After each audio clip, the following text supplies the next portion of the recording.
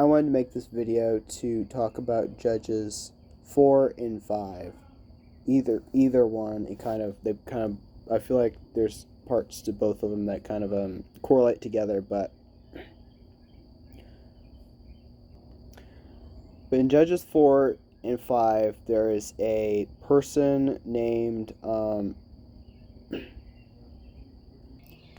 so as I read from Judges chapter 4, Judges chapter 5, whichever one, it kind of talks about the similar story.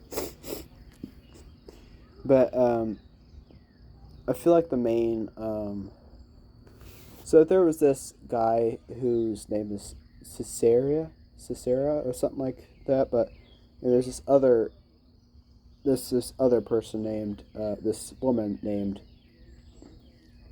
Jael.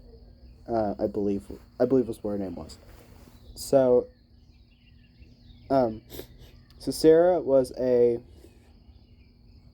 very high-ranking officer, I believe, of the Canaanites. And he oppressed the Israelites with chariots of iron, large, probably plated metal chariots, but anyway, he basically kept them in like this bondage for a long time. What happened was, in the end, Deborah and this other person named Barak, which was originally called by the Lord to go out and fight them. They both went out and they fought. They fought with Sisera and his armies and won. And the only person apparently survived was Sisera, which, though he fell by the sword, he got back up and he basically fled. And I think they were either looking for him, and he went to the tent of Jael, she lived in this tent in the wilderness, and she came to this tent, and he came to this tent, and asked her to keep watch for him, and to hide him and keep him basically safe from them. So she did so. She put a mantle or this blanket around him.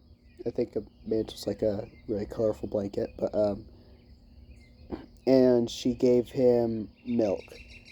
And as the song said, which Deborah wrote, she gave him. He asked for water, and she gave him milk. She gave him butter on a lordly platter. And so I'm kind of talking from two chapters here, but the ending of the whole thing is that she took a tent peg, and a hammer, and she hammered his head. Because the whole time she was kind of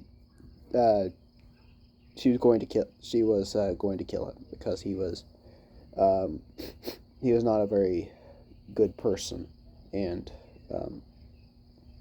clearly. So I just wanted to make this video real quick to tell you, be careful of comfort in your walk with Christ.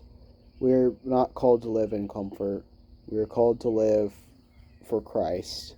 And it's going to be very uncomfortable sometimes whenever we walk with Christ. Sometimes we're going to have to make commitments and do things that we often do not want to do. Sometimes fasting, and sometimes doing things like that. And sometimes it's hard for us to want to talk to people. I just want to encourage you to, yes, to do so. To talk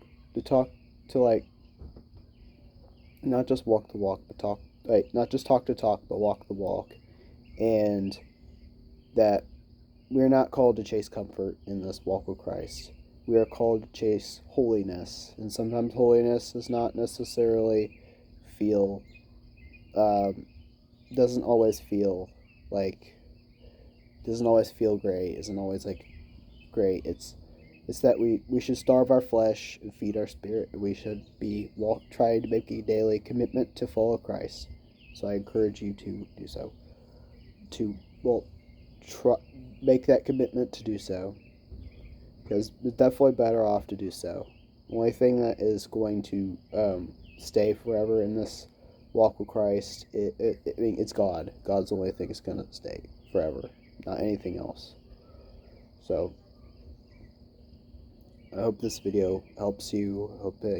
I hope it encourages you to keep following Christ. I know I've made this mistake in being comfortable, and I hope you don't make the same one as well.